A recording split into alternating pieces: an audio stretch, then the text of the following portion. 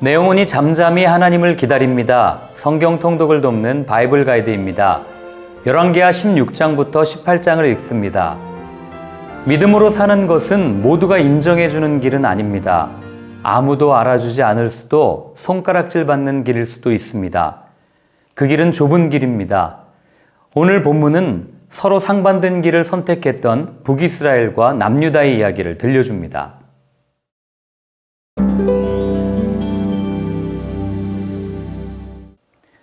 남유다의 12번째 왕인 아하스, 20세의 왕이 되어 16년간 예루살렘을 다스립니다. 그가 악했던 왕이었음을 말해주는 사건 두 가지가 소개됩니다. 먼저는 자기 아들을 몰렉신에게 불살라 제물로 바친 일입니다. 레위기 18장 21절에서 철저하게 인신제사를 금하셨던 하나님의 뜻에 정면 도전한 행동입니다. 또한 아수르의 수도 다메섹에 방문했을 당시 그곳에 있던 제단을 보고 구조와 양식을 제사장 우리아에게 보내 그대로 만들게 했던 일입니다. 아수르 왕을 두려워하고 부러워한 나머지 하나님께서 친히 설계하신 성전을 리모델링했다는 것은 하나님께 돌이켜 구원을 간청하는 대신 아수르 제국의 신하가 되기를 바란 어리석은 행동이었습니다.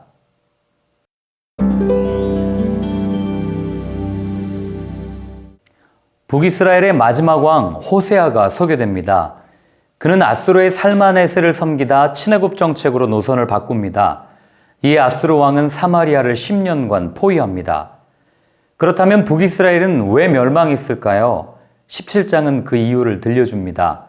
하나님을 잊은 채 목상과 아세라상 같은 우상을 세우고 다른 신들을 섬기며 악을 행하여 여호와를 경노하게 했기 때문입니다. 이들의 멸망은 돌발적인 사고가 아니라 오래전부터 하나님께서 선지자들을 통해 외쳐온 말씀을 무시한 것에 대한 심판이었습니다.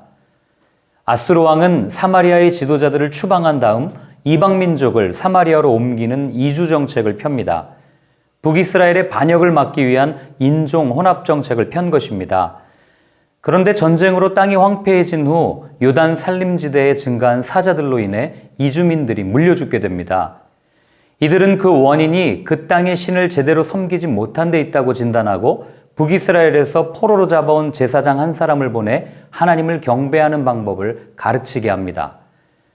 그러나 사마리아로 이주해온 사람들은 자신들이 섬기던 신을 동시에 섬겼기 때문에 결국 사마리아는 여러 종교가 뒤섞인 땅이 됩니다. 이것이 예수님 당시 유대인들이 사마리아를 배척한 이유입니다.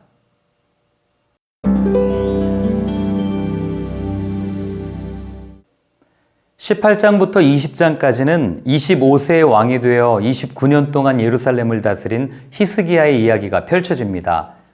그는 산당들을 제거하며 아세라 목상을 없애고 모세 시대로부터 섬겨오던 놋뱀을 부수어 놋에 불과하다는 의미의 느후수단이라 부르는 등 종교개혁을 합니다. 북이스라엘이 멸망한 지 10년 후 아수르의 사네립이 유다를 공격합니다. 그가 히스기야에게 은 300달란트와 금 30달란트를 요구하자 히스기야는 성전의 금과 기둥의 입힘 금까지 벗겨내줍니다. 시간이 얼마나 흘렀을까요? 아수르는 2차 침공을 강행합니다. 다르단, 랍사리스, 랍사게가 거느린 아수르 대군이 예루살렘을 포위합니다. 그들은 상한갈대 지팡이인 애굽을 의지하냐며 남유다를 조롱하고 심지어 백성들이 알아듣지 못하게 아람어로 말해달라는 요청을 무시한 채 히스기야와 그의 하나님에게 속지 말라, 어느 신이 그의 땅을 아수르 왕의 손에서 건진 자가 있느냐며 소리칩니다.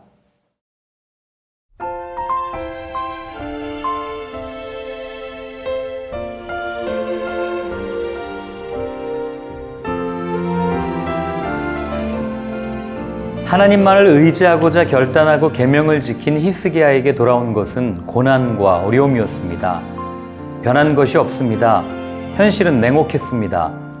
랍사게라는 장군은 예루살렘을 포위하고 사람들을 낙심시키며 현혹하기 시작합니다.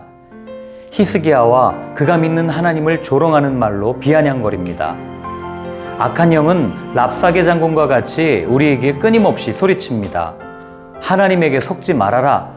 여호와께서 건지시리라 하여도 듣지 말라. 이럴 때 어떻게 해야 할까요?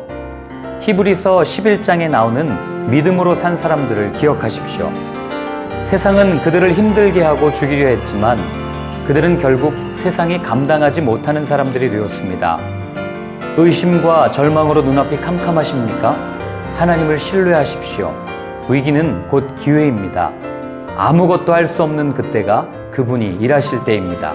절대 믿음.